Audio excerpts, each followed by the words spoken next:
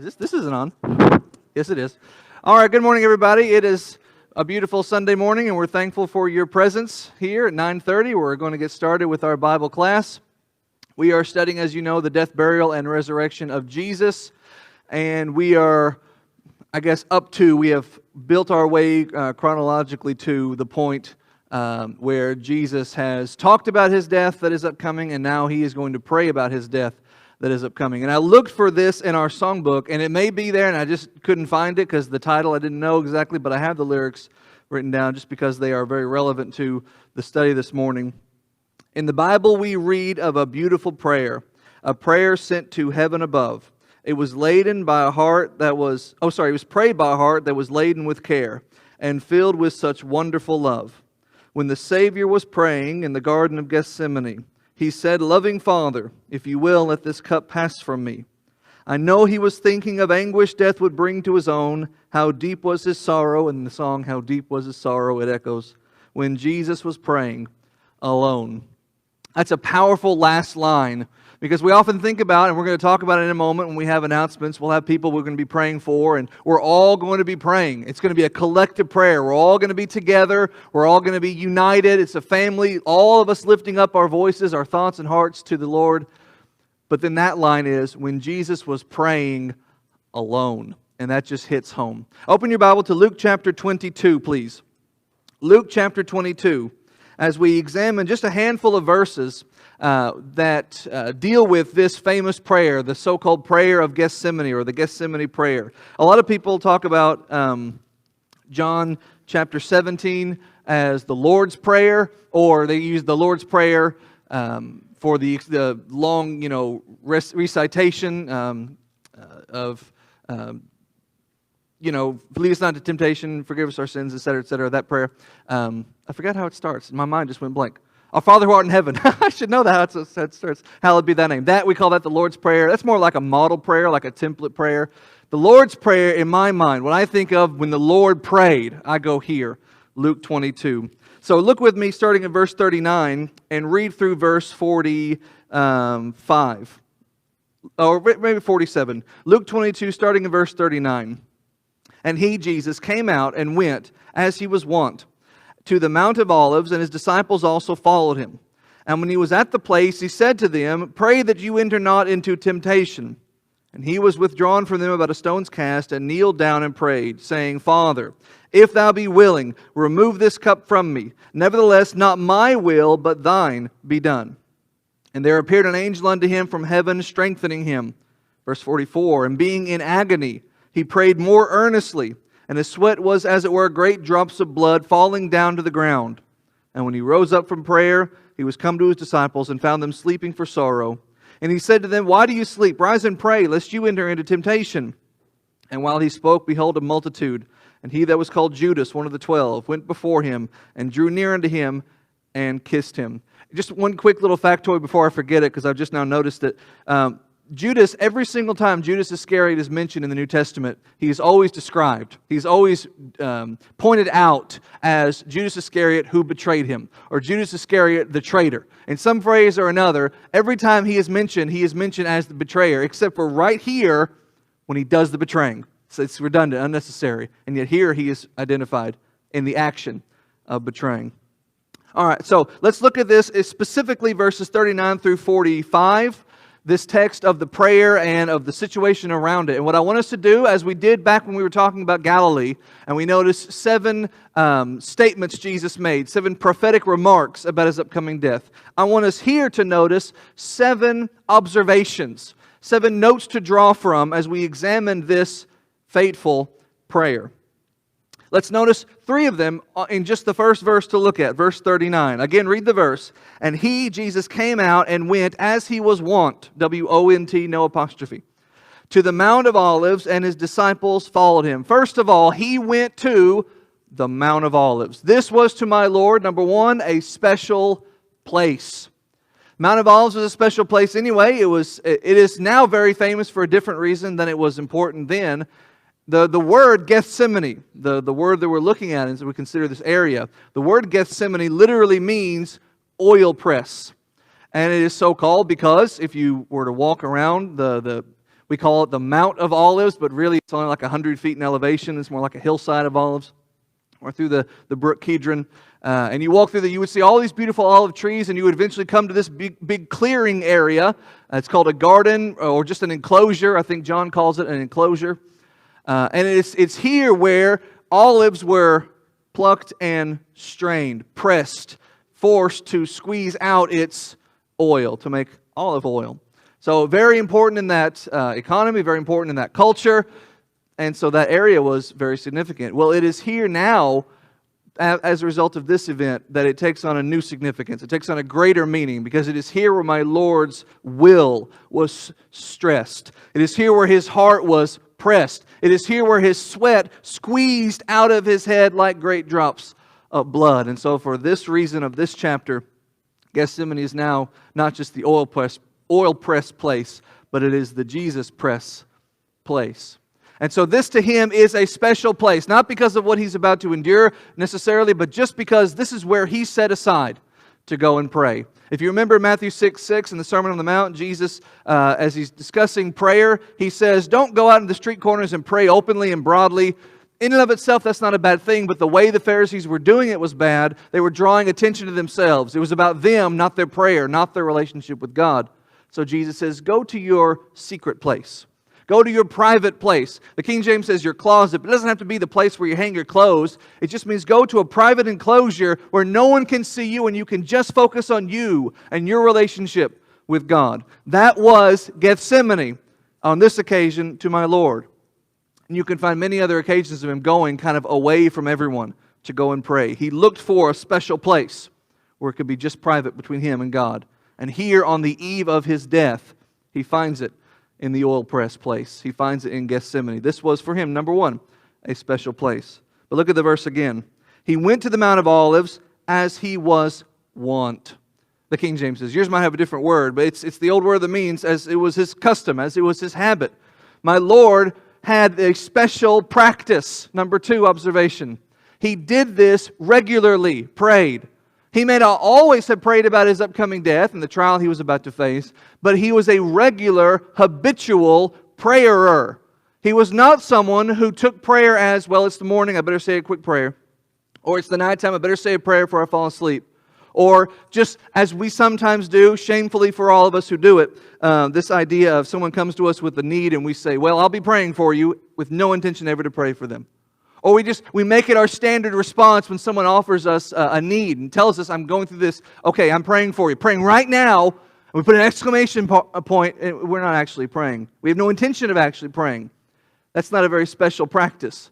My Lord, for Him, it was a special practice. He prayed often. Before He found His disciples, He prayed. When He heard the news of John the Baptist's death, He prayed. As He's about to go to His own death, He prays. He preaches about it. He walked the walk, and He talked the talk, and He lived a special practice of prayer. One more observation from verse 39. He came out as He was wont to the Mount of Olives, and His disciples also followed Him. On this occasion, different from every other time when you read Jesus going away to a place to pray, on this time He brought with Him special people. He brought with Him His closest friends. His only true friends that He had left in the world, especially a number that had already dwindled by one, as Judas had already left the fold and was rounding up his motley crew to come arrest Him and destroy Him. But here He brings with Him these special people. If you remember the account of the great storm that comes and Jesus walks on the water to the disciples, the reason Jesus wasn't on the boat in the first place was because, and we had a sermon on this, it's been months now, it's been a whole COVID ago, but He sends them away because He had just gotten the news of John the Baptizer's death. And so He says, you go on in the boat to the other side. I'm going to go over here by myself to pray. That was how my Lord was. I'm going to go alone, privately, and pray. But on this occasion, He's going to gather with His friends, specifically Peter, James, and John, and go off to this garden area to pray. Why take them? Well, it doesn't say. I think it's significant that a friend, He's going to call a friend, is going to come to betray Him, and He's going to surround Himself before that with His true friends. I think that's significant. I think it's also significant that here in just a very short period of time, when Judas does come to betray Him and they arrest Him, that all the disciples forsake Him and flee. And that's the last time they will lay eyes on Him as a living person until He is resurrected as a group, until He's resurrected. And so maybe Jesus thought, let's have this one last moment of happiness. Maybe not happiness is the right word, but let's have this one last moment of unity together before you all forsake me and flee. I don't know. But I know on this occasion, this very special time He went to pray, He brought with Him special people. Keep reading. Look at verses 40 and 41. He was withdrawn from them a stone's cast and kneeled down and prayed, saying, Father, if thou be willing. Oh, sorry, verse 40. I read verse 40. When He was at the place, He said, pray that you enter not into temptation. And 41, He withdrew a stone's cast and kneeled down to pray. What He prayed, we'll get to in a second. The point here is Jesus assumes a special posture. Now, if you read Matthew, Mark, and Luke's account, they all three cover this, but they all cover it in a slightly different way. They add a little bit something new to the account of Jesus praying. They all are the same in that He has His disciples with Him, Peter, James, and John in particular, and He leaves them here and He goes a slight difference away from them, a stone's throw, which is just kind of a figure of speech meaning far enough that He can be kind of alone, but still close enough where He's still technically with them. And He goes off by Himself and He prays. But He doesn't just pray. Matthew, Mark, and Luke all make it a point to identify the posture that He takes. Luke, he says He kneels down. But if you read Matthew 26:39, He falls down. If you read Mark 14:36, or the account there, He falls on His face. You put them all together and you have this posture building the action, almost like frames added to make an animation of a person who doesn't just kneel, he falls onto his knees. And He doesn't just fall onto his knees, He falls on His knees and then falls forward onto His face. And He does this not once, but multiple times. Because as you read the three accounts of His prayer, He goes back to His disciples and then goes back to pray. Which means He falls on His face multiple times. And in my mind, I picture this person who is constantly rocking up and down. And if you were to see him without knowing the context, if you were just watching from a bird's eye view, you would see this person, and your thought, I guarantee you, would be, this person is not well. This person is going through a mental breakdown. He is rocking, almost curled into a fetal position, crying His words, whatever he's saying. This is not like the paintings depict of a guy just casually kneeling with his arms on a rock like that. That is your typical common prayer. There is nothing typical or common about what my Lord is about to go through, and that's what is on His mind. He assumes a special posture for this special occasion. He falls on His face to pray to God. Keep reading. Look at verse 42 and 43. So you have a special place, a special practice, a special people, a special posture, and then a special plea. Look at 42 and 43. Father, if you are willing, remove this cup from me. Nevertheless, not my will, but thine be done. And there appeared an angel unto him from heaven, strengthening him. That's in the response to the prayer, which we'll get to in a second. The prayer itself, verse 42, I did not do it justice. I wanted just to read the words without trying to animate them or trying to, put myself in the mindset of Christ, which is something we all should do when we read this, but it's a very hard thing to do, especially when you're trying to teach it because it gets too extreme. But just try to imagine the mental state of the master. Try to imagine the condition that his heart was in when he's offering these words. I doubt, very seriously, he says as calmly and casually as I just read it, Father, remove this cup from me. No. These were words described in a moment as agonizing to come out of his lips. And again, if you compare them to Matthew, Mark, and Luke, you get a vastly different account of what he says and how he says it. In Matthew's account, 26:39, it is, Father, let this cup pass. It's a passive statement. I'm just going to be back here and let you handle it. Let this cup pass. But it doesn't stay passive, because when you read Mark's account in 14:26, it is, take this cup from me. Now it becomes active. Now it's an imperative. You take this cup from me. But it doesn't just stay an active imperative. It becomes an active imperative with emphasis. Remove. Get this cup away from me. Push it as far away. It's a dagger in me. I don't want it anywhere near me. If it's possible, get rid of this thing. You're the only one who can. Why is God the only one who can? Don't we sing the song, 10,000 angels? Could He not have called 12 legions? He says it Himself. So why is He saying, Father, remove this cup from me? Because my master is going to obey. But like all of us, this is not a commandment He necessarily wants to obey. And I don't think that's blasphemy to say. I think that's just human nature. And as we'll say in the next point, my master was a human being. Divine, yes. Human also. He's going to obey. Does he always want to obey? On this occasion, if he did, he wouldn't be asking for some other way. Just putting two and two together. He recognizes in himself, I'm going to be an obedient son. I'm making that choice. Well, boy, it'd be great if I didn't have to make that choice. Father, you have it within your power. I could do anything to stop it, but I'm not going to, but you can stop it. Remove this cup from me, please. Get this thing away from me. That is a very special plea. You don't find a prayer like that, from the Lord's lips at least, anywhere else in the Bible. Let's keep going. He has this special place that he goes to. He performs a special practice that he's used to. He takes with him these special people that he loves so well. He assumes a special posture, and he offers a special plea. Now look at verse 43 and 44. There appeared an angel unto him from heaven, strengthening him, and being in agony, he prayed more earnestly. And his sweat, as it were great drops of blood falling down to the earth. The King James says, being in agony he was. What does the word agony mean? In the Greek, it's a Greek word. It means horror-struck. You know what the Greek word is? Agoni. That's where we get the word. He was horror-struck. He was, in fact, the next phrase is prayed more earnestly, stretched out. Not necessarily just in a physical posture, but mentally, emotionally, exhausted, stretched out after offering this prayer and rocking his body and exhausted mentally over what's about to happen when he's already gone through. And it says he offers the prayer, follow the chronological order. He offers the prayer, then an angel comes to strengthen him, and then he's in agony still. How effective would it be for you if God sent you an actual angel to comfort you, literally, physically, an actual angelic being to put his arm around you and say, God sent me to say it's going to be okay? Would that not encourage you? Would that not strengthen you? That happened, and after that, Luke describes him as in agony. That's how deep his despair was when he was praying alone. That takes me to the next point. He was a special person. This is not just God we're looking at. This is a man. The God-man, man.